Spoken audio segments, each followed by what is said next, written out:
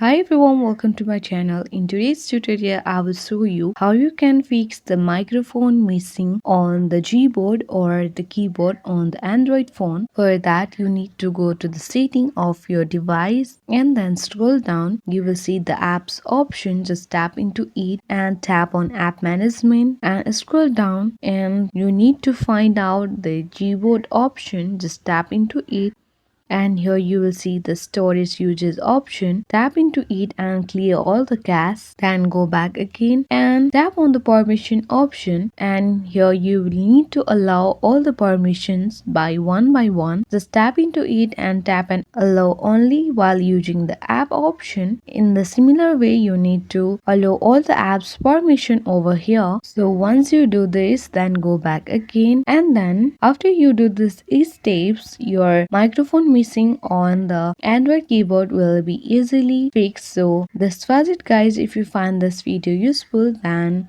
hit the like button and don't forget to subscribe my channel for more tutorial videos. Thank you.